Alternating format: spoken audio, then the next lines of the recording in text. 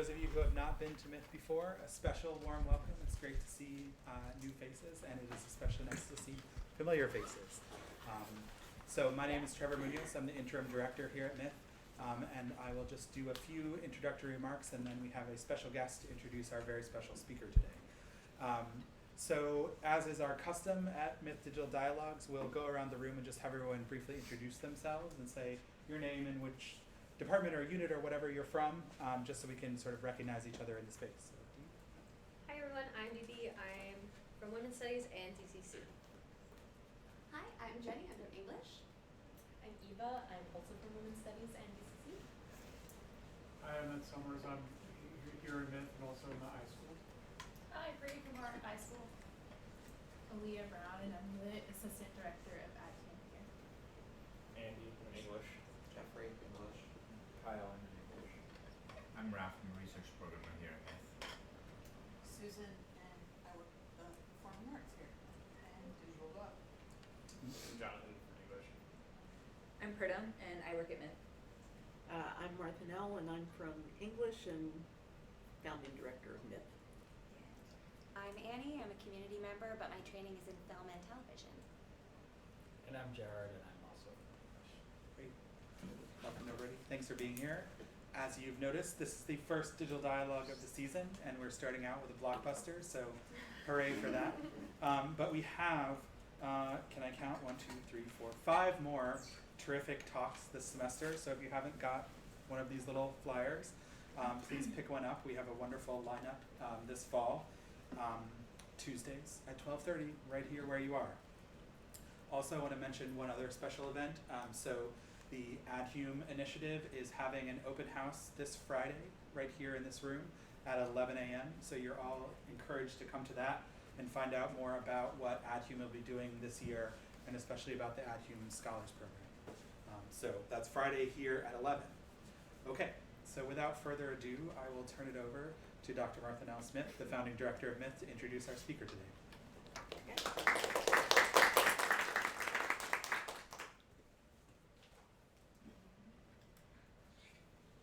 Now, even though I realize these are more or less informal, I did write out a little something because this is Setsuko introducing.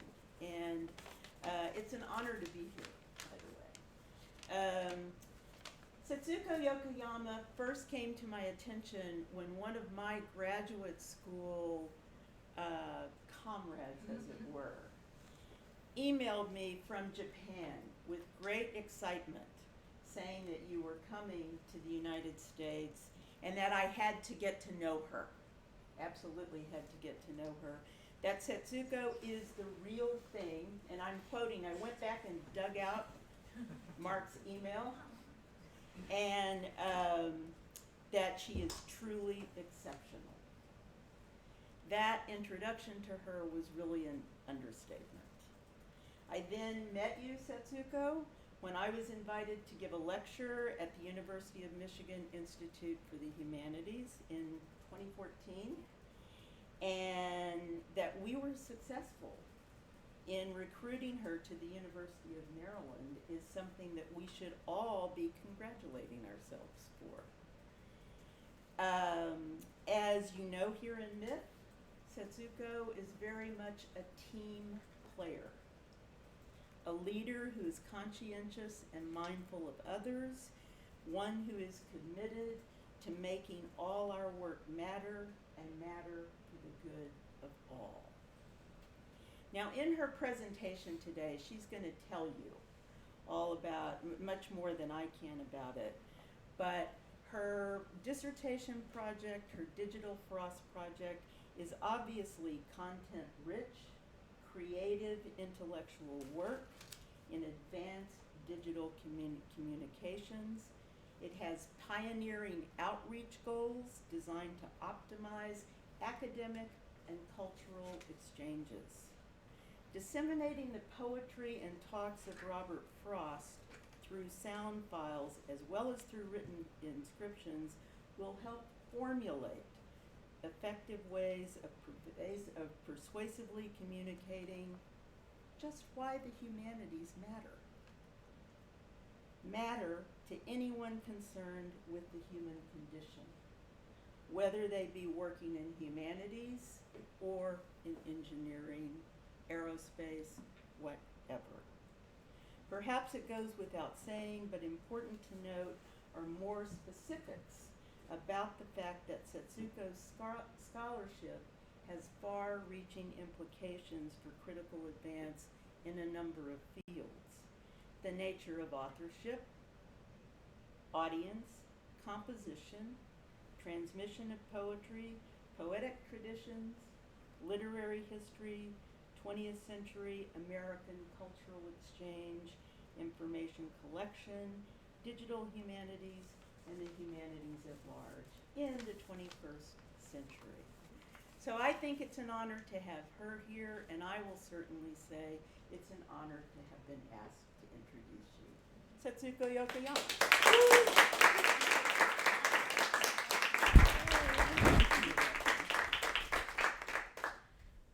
Thank you, Marcel, for a very kind invitation. She's not only my dissertation director, but my original Windows to Digital Humanities. My very first DH article that I read was her 2002 article called Computing, What's American Literary Studies Got to Do with It/IT? I was so convinced by the prospect of collaborative workflow, so much so I went on to pursue my master's degree at University of Michigan School of Information.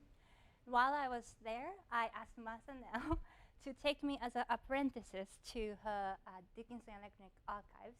She said yes. Now I'm here to talk about Digital Frost Project, which I largely informed after Masanel's scholarship. So thank you for listening to my wild dreams and offering affirmations whenever I need the most. And thank you to Purdom and Susan for the kind invitation and making all the details arranged for my talk. And thank you, MITH, for letting me open the season 2019 of the Digital Dialogues. And thank you all for being here and there on the internet. So today, in my talk, I have 3 parts and 1 argument. I'm arguing that sometimes public-facing humanities projects with good intentions can do some harm, and literary historians like myself should kind of anticipate and do best to prevent that kind of violence from happening. All right. Now it was free. Come back. All right. And this is my roadmap, and there will be roads not taken. First, I will introduce the Digital Frost Project and discuss its collaborative effort to digitize and publish Frost archival recordings. Second, I will analyze how Frost public-facing enterprise invited some problematic characterizations of the sound of his poetry and how he managed them. Lastly, I will discuss my curatorial precautions against the reproduction of historical biases seen in Frost reception history by detailing my editorial rationale for the audio edition. Now, to stay true to the nature of a dialogue, please feel free to interrupt with questions as I go. I don't mind. All right. Part 1. Digital Frost Project. Digital Frost Project is a collaborative effort among Frost scholars, special collections librarians, Frost families and friends, as well as a Frost literary estate to build Robot Frost online platform. It all started back in 2014 at the MLA conference in Chicago, where editors of Frost letters were presenting on the necessity of Frost digital presence for the younger generation of readers. Mark, one of the presenters, by the way, was my MA thesis mentor in Kyoto a week prior, and I was at this conference just to say hello. But as is often the case with mega conference like MLA, I was one of a few audience members in that session.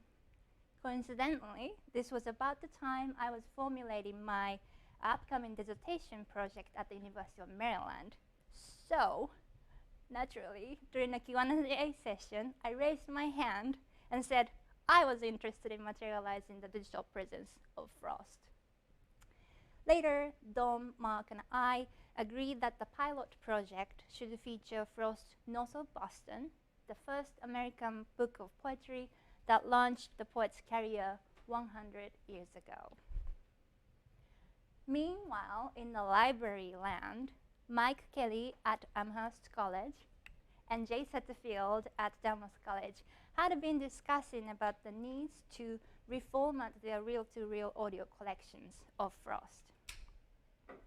Now, each institution had made cassette tape copies in the 1980s. However, Mike and Jay knew that cassette tapes were getting warped and presenting difficulties to researchers. They also knew that the next time they replay reel-to-reel audio recordings, it must be a part of the digitization effort, because with the passage of time, replaying came with the risk of damaging the original tape. For those of you who are not familiar, Robert Frost delivered public talks and recordings at colleges, universities, and other public venues for nearly 50 years. In these talks, Frost often made mischievous comments on his contemporary political climate and cautioned against warmongering rhetoric of the Cold War through humor. On other occasions, he entertained the audience by demonstrating his playful rhyming exercises, in part educating the audience with his auditory attentiveness to language. Now, these talks epitomize Frost's dedication to the democratic discussion of literature and daily discourse. That is, every participating member of the society is invited to investigate the words uttered by poets, scientists, politicians, and other authority figures. Perhaps this is the very first time that you hear that Frost delivered such public talks at all. And I speculate the neglect of his talks as a genre has in part to do with the aforementioned inaccessibility of audio recordings. For a long time, if a researcher wanted to consult audio recordings of Frost talk events, that meant three things. First, she needed to speculate which audio recording was relevant to her research. Finding aids at the special collection libraries would tell her the talk's date, title, and the venue. As for the contents of the talk, however, it was not in the finding aids, because listening to audio recordings and finding in-depth information about the talk were often beyond the purview of archival processing work. Additionally, no literary editors had published a complete edition of Frost talks before. Therefore, the researchers needed to identify the talk event of her possible interest based on sporadic mentions and transcriptions incorporating scholarly articles, monographs, bibliographies, and letters. So this was my note-taking method with the spreadsheet. Second, she needed to request for digitization, sometimes at her own cost of $100 per reel. Third, once the recording she identified and paid for was delivered, she could then figure out whether it was relevant to her research in the first place. Now, it is not too difficult to imagine why such technical inaccessibility has long made the study of Frost audio recordings not feasible for many researchers. So I talked with Mike Kelly and Jay Setterfield to break the bad cycle of technical inaccessibility for once and for all. And that's how we decided to systematically digitize all of Frost audio recordings and to make them available through an open access cross-institutional platform. Now, during the Q&A session, I'm happy to discuss about the arrangement of open access and how cross-institutional effort helped us do that. But that's the road not taken for now, at least. But when completed, a platform will invite students, teachers, and scholars of Frost's work to analyze and argument literary arguments made thus far, and enable readers of all levels to enjoy and be edified by the poet's audio recordings.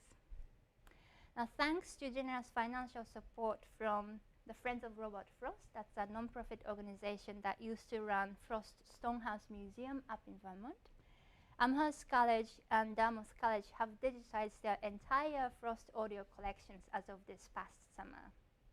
The pilot audio edition features 3 selective talks delivered between 1946 and 1958, and it is set to go public by May 2020. Yay. Part 2, the sound of public humanities. Now, all this effort to improve technical accessibility to Frost archival recording is important and necessary, and not without a challenge. But as I noted in my introduction, Frost audio edition must also speak to how the perceived accessibility of Frost's literary diction informed the reception history of his work. Why? The sound of his poetry was routinely pathologized, lampooned, or otherwise miscelebrated, depending on the political climate of the given time and the corresponding cultural significance of rural New England. And I'm arguing that Frost's seemingly straightforward literary diction, meaning his accessible language, had something to do with such oscillatory reception. Let me elaborate. Earlier in his career, Frost envisioned a specific kind of success as an author. First, he was interested in having greater popularity among general readers than critical acclaim from a small literary circle. It was in part because he wanted to make a living as a poet by the scale of book sales. Relatedly, Frost was invested in versifying what he called the sound of sense, that is, the emotional truths reflected in the tones of human speech. When explaining the sound of sense, Frost would have you imagine the tone of voices behind the door. He'd say, you cannot really decipher the exact words being exchanged, but you can most probably tell whether the couple next door to you is joking around or having an argument by the tone of their expressions. This tone for Frost was the raw ingredients for poetry. He noted that his artistry as a poet lies in his ability to work out the natural tone of speech against the artistic poetic form, such as iambic pentameter. This sense of craftsmanship is behind his famous critique of free verse being tennis with the net down. Now, considering Frost's aspirations to be a popular poet, it was both natural and ingenious on his part that his early books of poetry, such as North of Boston, should be written in vernacular speech. The vernacular enabled Frost to showcase his craftsmanship in versification while demonstrating his appreciation for ordinary folk and their expressions. For Frost, accessibility was largely a matter of establishing himself as a democratic poet rather than elitist. Wait for it. Save for a few exceptions, however, Frost's effort was not immediately obvious to his contemporary critics. The early reviews suggest critics' existing biases against rural New England got in the way of seeing what Frost was set to do. Many characterized North of Boston's diction to be simplistic and credited Frost, as far as their understanding went, for rightly capturing village speak, a testimony to a backward and unsophisticated region. In a way, his critics agreed with Frost that his subject matter was not bourgeois. Contemporary critics' interpretations, however, stemmed more from their critical aversion to the rurality as opposed to Frost's more amicable relationship with the region's villagers and townspeople. For instance, American poet and co-editor of poetry magazine Alice Corbin Henderson, uploaded Frost's metrical structure in North of Boston as appropriately dull for the book's subject matter. She says, "There's no denying that his insistent monosyllabic monotony is irritating, but it may be questioned whether any less drab monotony of rhythm would have been so successful in conveying the particular aspect of life presented." In a similar vein, Amy Lowell commended Frost's occasional diversion from iambic pentameter. She said, "Such diversion is indicative of rural New England's conservative culture, which, in accordance to Lowell, refused to adapt to the external forces that demand change." And the changes in question here include industrialization of its wider region, its young population's exodus to cities, or a demographic shift with the Canadian and Finnish immigrants taking up its abandoned farms. Now, in Lowell's unapologetically derogatory words of praise, Frost's people are left over of the old stock, morbid, pursued by phantoms, slowly sinking to insanity. And the corresponding meter used in the poems, halting and mimed, like the life it portrays, unyielding in substance and broken in effect.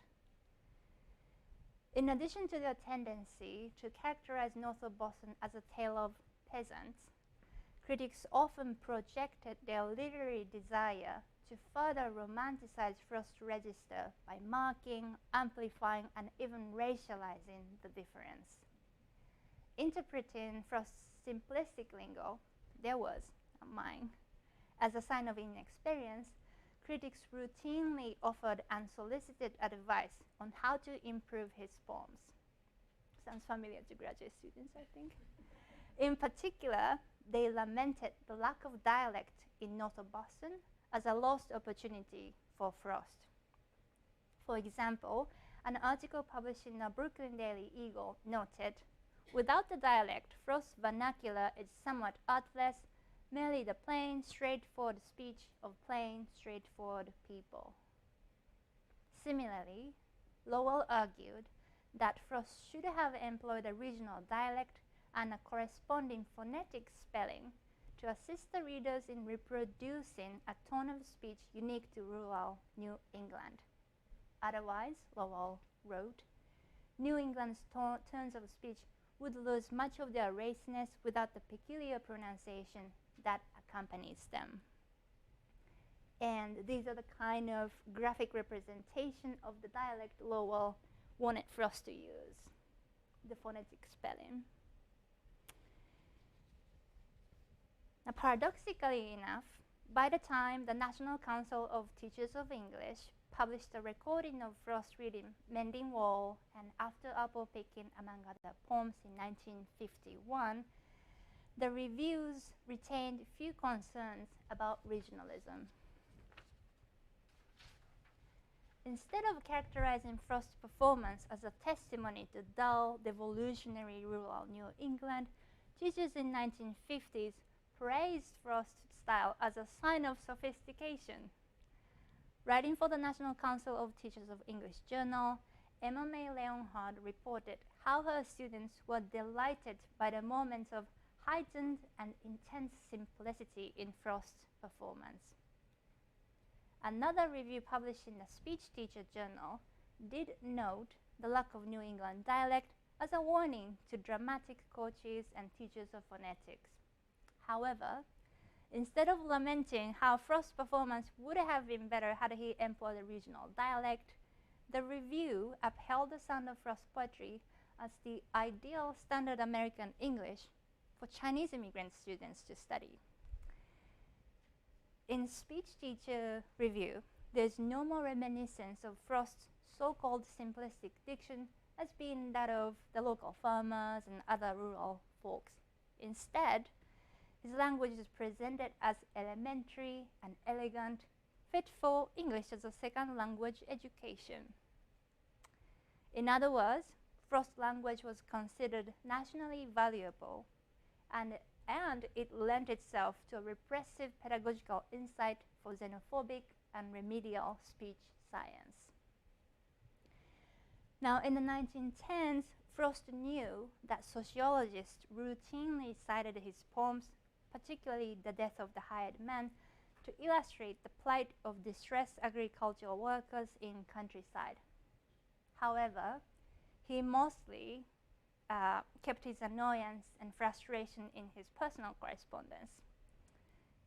Indeed, no matter how inadequate critics' reviews and assessments might have been, it was nevertheless welcoming publicity for a budding poet to have Ezra Pound and Emmy Lowell, leading literary figures of their time, to discuss his work.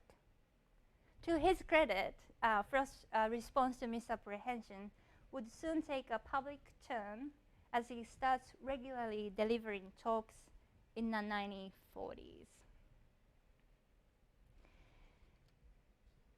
The recordings of Frost's public talks between the late 1940s and late 1950s illuminate how the poet engaged with existing misapprehensions about rural New England. He addressed the misapprehensions not so much to correct the record, but to contextualize his country poems, to reframe the account from his perspective as a resident of the region, and to humanize the lives depicted in poems through his performance. Let me show this with two examples by switching to the pilot audio edition that I'm currently working on. All right.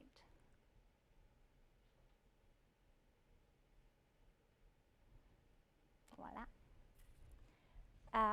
I use a minimal computing website template developed by Alex Hill at Columbia University. I also had help from Ed Summer and Raf Viglianti this summer to render the audio files and transcriptions in the way I do. Like that. I'm using WebVTT Player Ed Summer developed for MITH Unlocking the Airwaves project, directed by Stephanie Sapienza. And Raf helped me to render the WebVTT player just using HTML capabilities of regular browsers. Anyhow, back to Frost. During his 1958 commencement speech at the University of Massachusetts, Frost shared an anecdote about a man living in a small town just like Ripton, Vermont, where he lived. Regardless of what social workers assumed about the region, noted Frost, there was only one house that could be considered poverty-stricken. In telling this story, Frost kept his humorous tone to offer enough local context while refraining from telling the audience what to think of the situation in question. Let's listen to how Frost introduces The Death of the Hired Man. All right.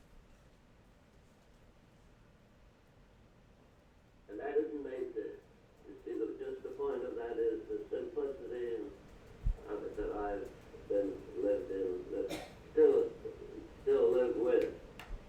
I live in the little town of Ripton, Vermont,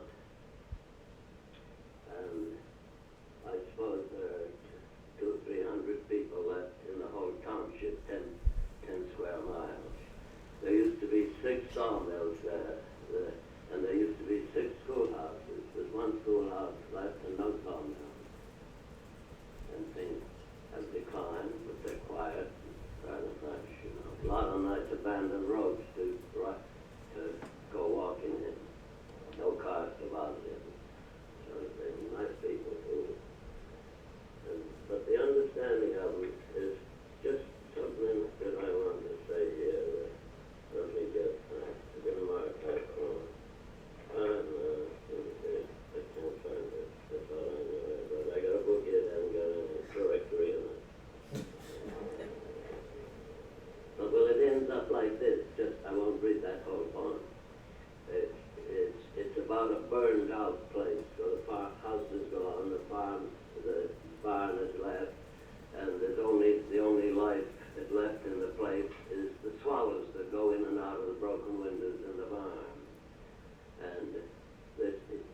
riding by, I think that even the swallows were sad.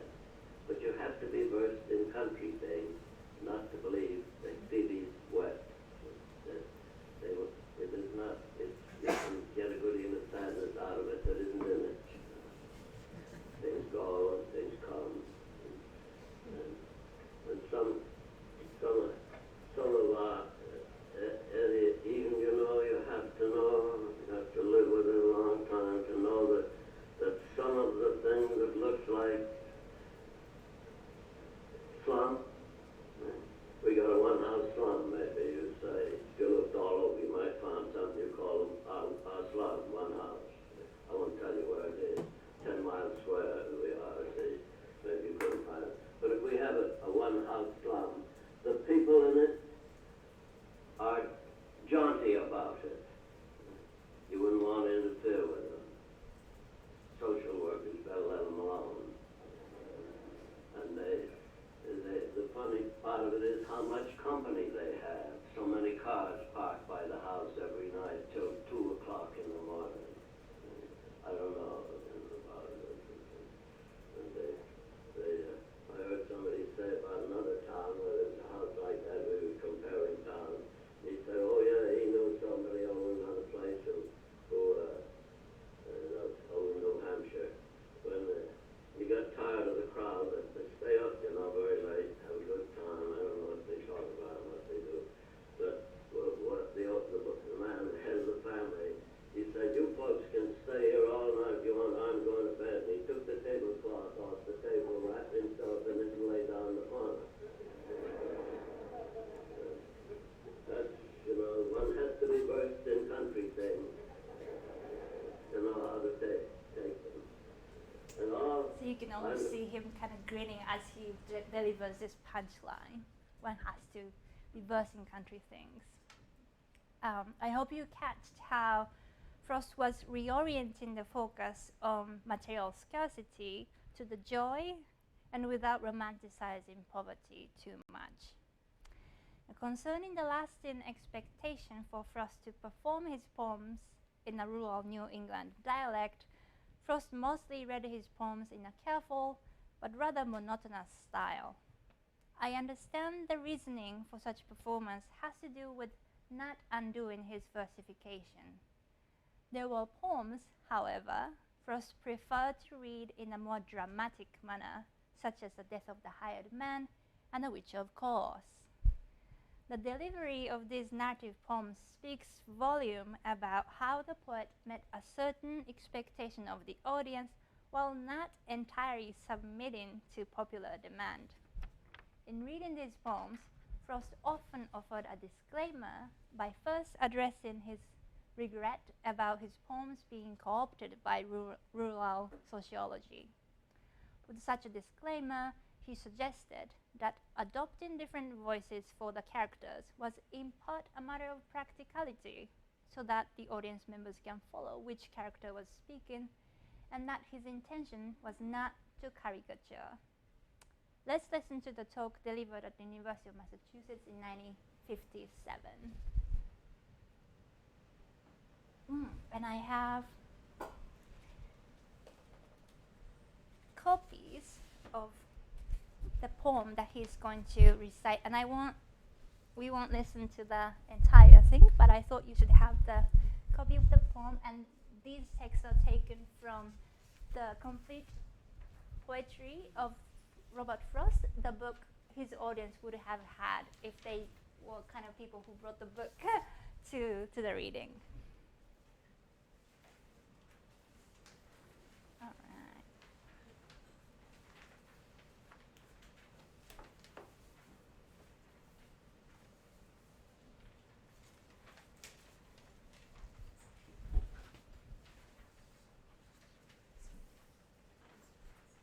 All right.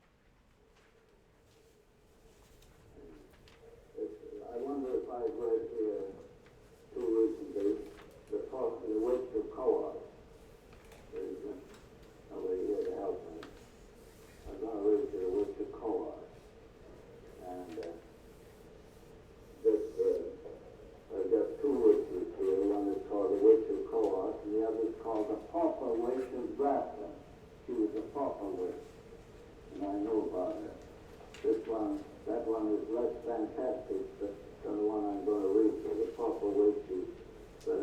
Papa wishes one again that I'd rather you saw for yourself than I read to you. I can read this one to you, I think. I'm old enough to read it like an old poem. She's an old lady. And I think I ought to be a lady, but I'm not. I'm polite, but not a lady. And this is no laughing matter exactly. I'm to blame in it a little. I will be a little mischievous, at times, but it's really, you be careful. Favor me a little time by not being too amused by what's really terrible. I stayed the night for shelter at a farm behind the mountains with a mother and son, two old believers. That's old-fashioned transmedium she was. Old-fashioned transmedium, I suppose you consult about stock market. I never did, but some do. Two old believers. They did all the talking.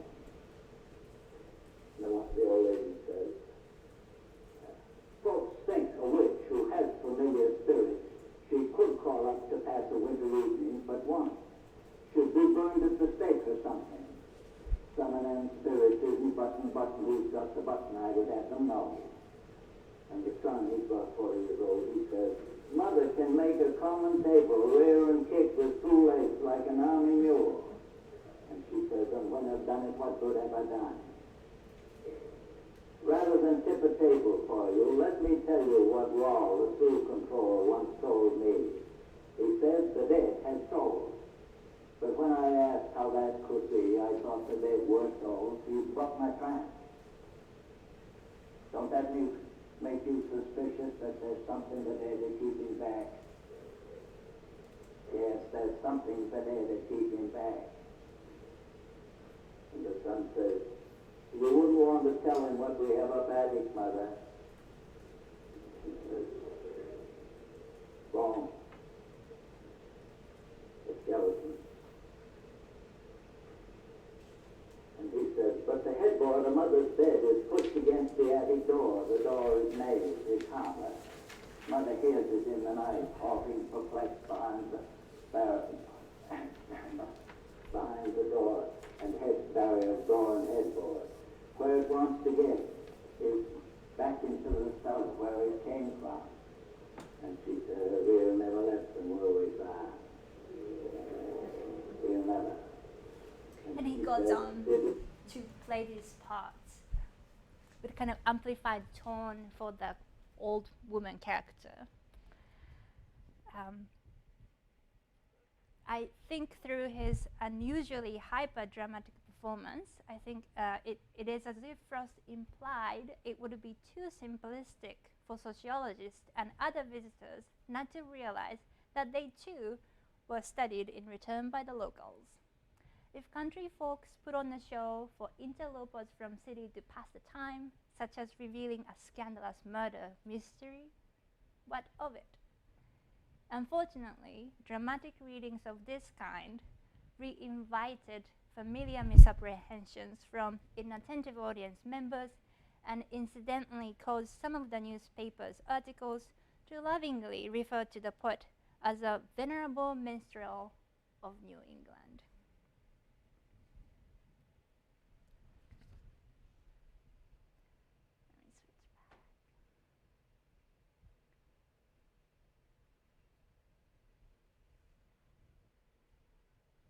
Part 3, editorial rationale.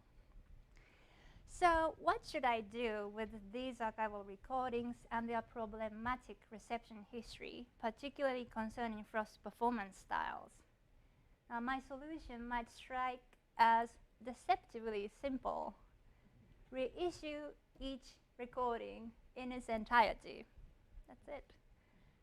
Traditionally, though, some Frost editors have abstracted poetry readings from their historical and material context. It was to facilitate easy consultation in a classroom settings, or to facilitate the classroom use. And others have published only excerpts from Frost talks to focus on the thematically coherent portion of talks by omitting Frost's digressions and otherwise illegible elements. It is not too difficult to imagine, however, how extracting readings of poems from the sequence of remarks made during Frost's largely improvisational talks could inadvertently obfuscate why the poet sometimes employed a specific tone of voice despite the risk of being classified as a minstrel. Now, my editorial decisions, however, do not compromise any of the strengths of other editorial methods owing to the technical affordances of digital publishing. In attending to the convenience of listeners wishing to consult portions of any given talk, including poetry performance, I provide not only full transcription of Frost talks, but also timestamps and other additional metadata to ease navigation of hour-long audio recordings. In opting out of the excerpt method, I instead have chosen to err on the side of offering more contextual information, even when the audio quality is poor, to compensate for the lack of audiovisual recordings of these talk events. Now, Frost's more undecipherable remarks that verge on the rambling make more sense when completed with the sound of his flipping pages in the background. Most importantly, the sequence and the temporality of his talks are all too valuable to be edited out. Now, notably, my editorial rationale does not abide by the conventions set up by PenSound, the major audio collection of poets reading their own works, which prioritizes publishing singles over reissuing audio recordings in their entirety. Now, instead of splitting a talk into readings of individual poems by removing accompanying comments and other interactions between Frost and the audience, my edition retains Frost's annotative notes and audience laughter as they were woven into the readings. My edition thus cherishes Frost's performances of the same work at different times, as his performances varied depending on the venue, his health, and other conditions. Relatedly, I have taken precautions against inherently reductive computational text analysis procedures the singles method easily accommodates. By retaining as much context as possible, I seek to provide enough information for users to critically reflect on such a procedural step as cleaning all markers that make Frost and his audience uniquely human. And I ask to what end a certain level of abstraction might be warranted in exchange for larger statistical insights. Now, in this regard, I adopt Frost's mischievous attitude and resist the popular desire afforded by recent technical capabilities that could computationally categorize the poet. By deliberately featuring Frost readings that are woven into his meta-commentaries, his rereadings, and interactions with his audience, I engineer the first point of contact between the users of my edition and Frost to be the poet's distinctive performance style. A style so idiosyncratic, Frost himself was adamant in calling his lectures talks and defined his reading practice as saying poems. Most importantly, with enough contextual information, I seek to prevent the reproduction and the digitally enabled reinforcement of historical biases, such as we've seen in the problematic characterization of the Sons of Frost poetry. Because they were and would remain to be consequential to those who were on the receiving end of prejudices against their accents and regional dialects. Now, my editorial provisions, of course, cannot forestall all kinds of misapprehensions, especially on the internet. However, I find it to be an essential part of my professional responsibility to practice precaution lest Frost be co-opted into today's polemic political discourse around post-industrial rural America. When all is said and done, the forthcoming audio edition may be, as Frost would say, a test with people. I sincerely hope the edition will spur interest among Frost's 21st century readers, both within and beyond academia, as their responses will inevitably inform the continuous reception history of the Sound of Frost poetry.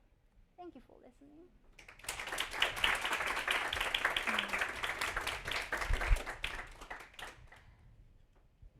have time for plenty of Q&A and discussion, and I'll let Setsuko call the... Thank you, Setsuko. That was lovely. I wanted to ask a question quickly because I'm going to have to run. And I was really interested in a lot of things you said, but one particular thing you said at the end that I tweeted about, and I hope that I represented your words right, that about deliberately leaving in rich and messy context in the files, specifically so that they can then resist later computationalization, right? I was really interested in this idea of using DH methods in order to actually make the kinds of computational readings we typically think of DH, like to actually obfuscate that and make those difficult to do. And I wonder if you can speak more about, I mean, that's a really provocative decision to make, and one that I kind of am like, yeah, totally, but I don't really quite know why I'm totally. Sure. So help me with that. Yeah. So, in all fairness to Pen Sound, I think the material that they're dealing with is a studio recordings of Frost reading poems. So it's not that they are making sure to clean up the data, so to speak, except for a few examples.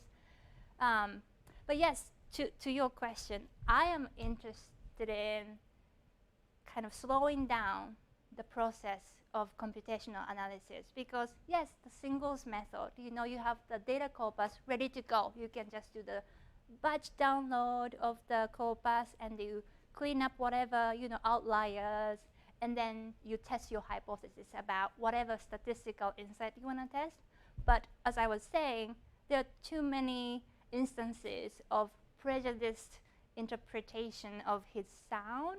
I worry if it were the hypothetical questions people are posing, it could, kind of reconfirm the existing biases. That's why I wanted to keep everything embedded in the original context, because Frost himself did a good job addressing those concerns. So now it's on the readers and the users' responsibility in deciding whether to clean up all the aspects that makes Frost human. And if that makes them uneasy and uncomfortable, maybe they're onto something, So, and I think it's my responsibility to present the material with the utmost care that I could offer based on my historical analysis. It also seems to, it's just also really interesting thinking about like DH as productive of truth claims, right? If actually the data that we're starting with is always subjected to these cleaning processes. Right. By leaving it messy, quote unquote. I mean, we can even debate whether or not messy is like denotationally the right way to use, right?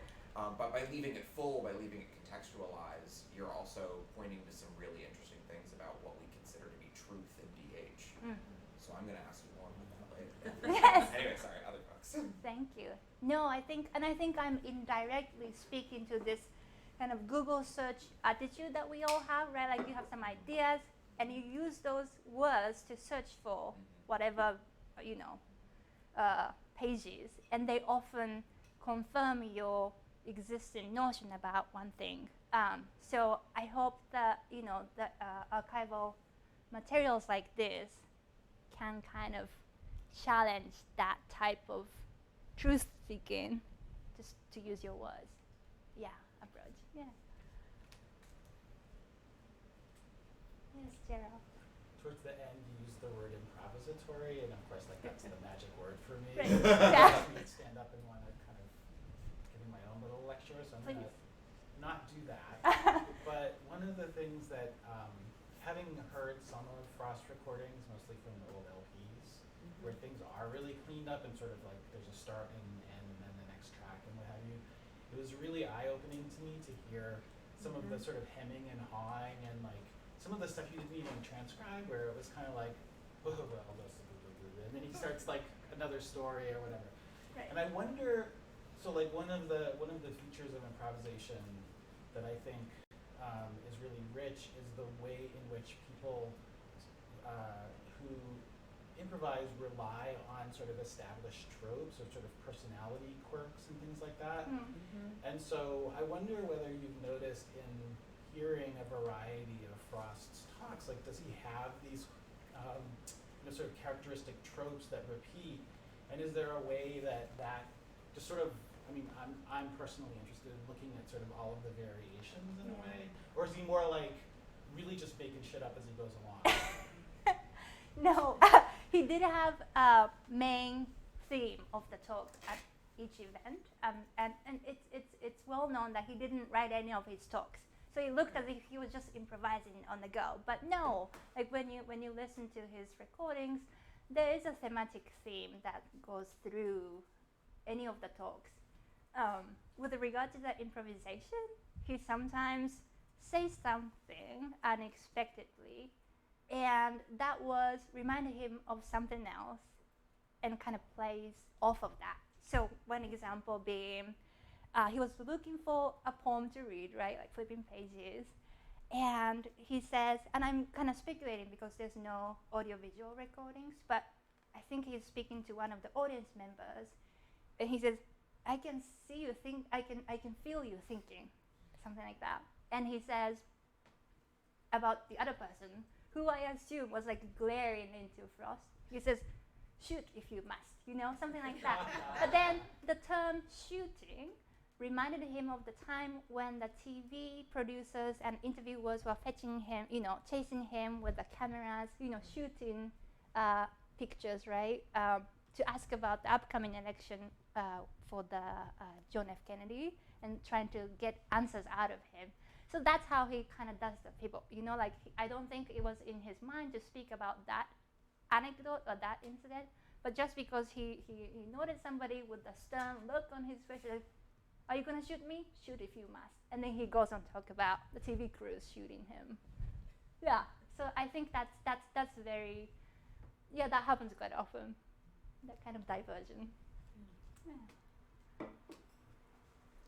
Any other questions, concerns, critiques, or feedback on how to make the edition better?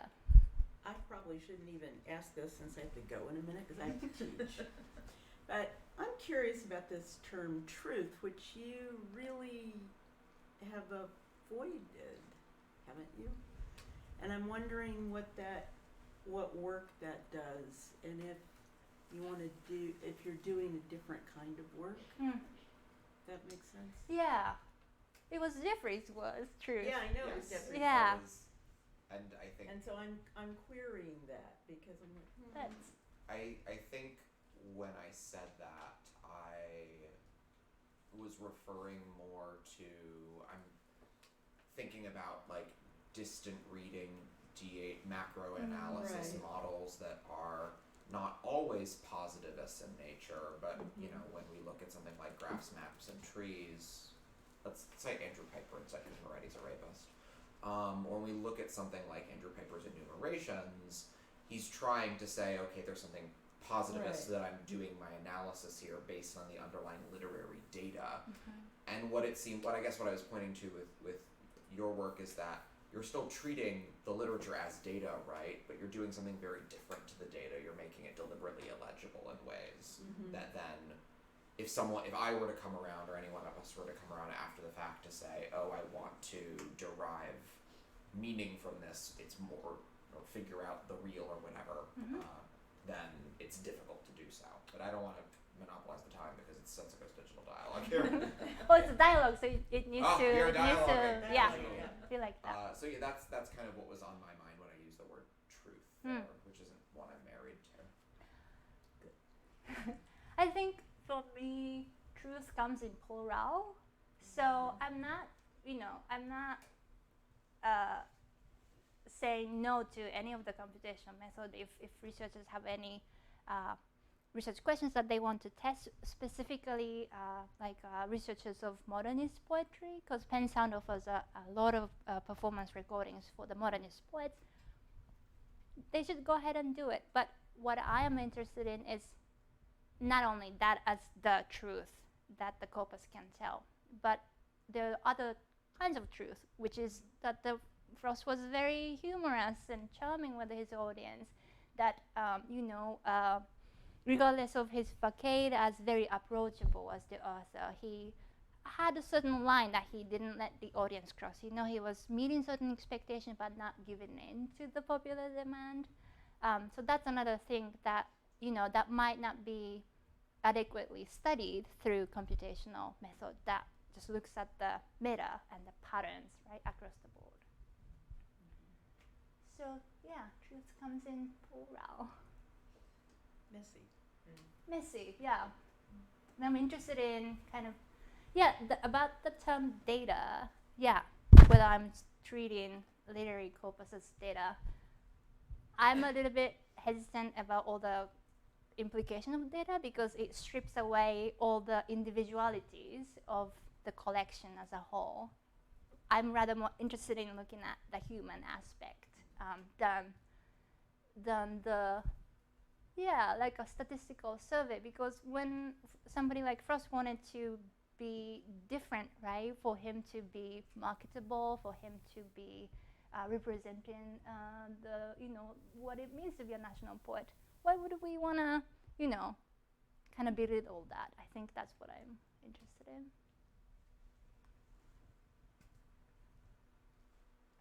I do have an unrelated. Yes, please. I'm sorry, I've been doing all this. One thing that I really appreciate is how you talk about the racialization of Frost's subjects, right? And the ways that his poetry was used specifically for like dialect training for Chinese immigrants, and I think that's done really well.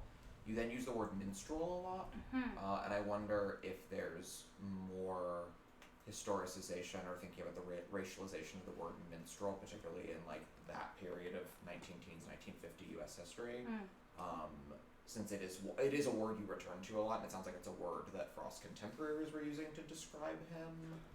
Right. So yeah, that was a little sticky for me.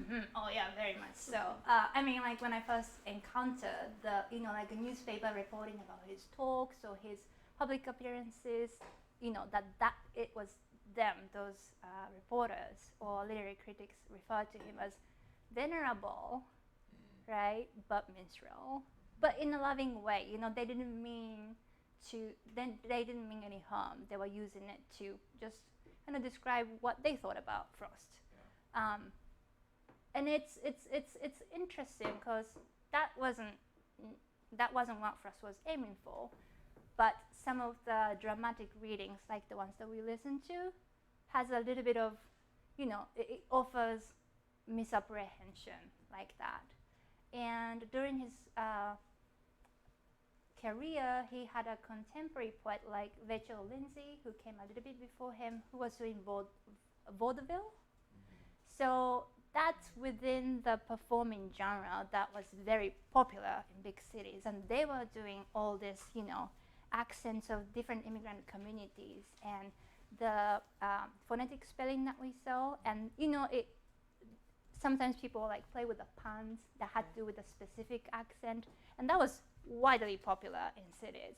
So it could be possible that people who were exposed to that kind of performances would then associate Frost as something as of a neighboring genre. So yeah. Thank you. I think we have time for one more question before we thank Setsuko. Maybe follow up on Jeffrey's comment. I was really interested, particularly in your discussion of how Frost gets taken up as this kind of idealized figure of standard English and used for elocution for Chinese immigrants. And I'm interested in how the kinds of projects you might see coming out of your work in with the archive here, particularly the kind of cultural analytics that might be possible through the kind of context that you offer with with your approach to Frost's archive. Yeah, are you talking about my future research project? Well, thank you, because you kind of have the idea what I'm thinking, so that's very kind of you. So yes, that's the thread. That's the road not taken for my dissertation project. But what I'm interested in doing is to look at this piece of technology called sound spectrograph, and that's the sound waveform that you see. And I'm interested in looking into how this technology might have been used for in a speech class for English as a second language students.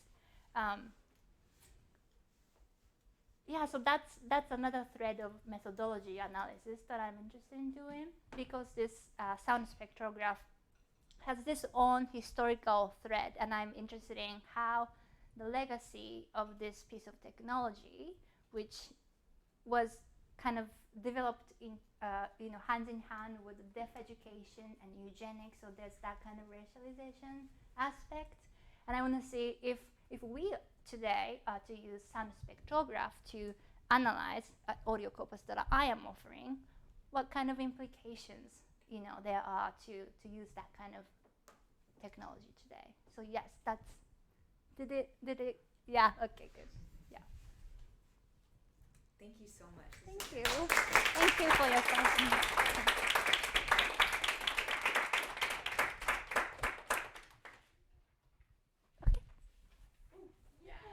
Thanks for coming.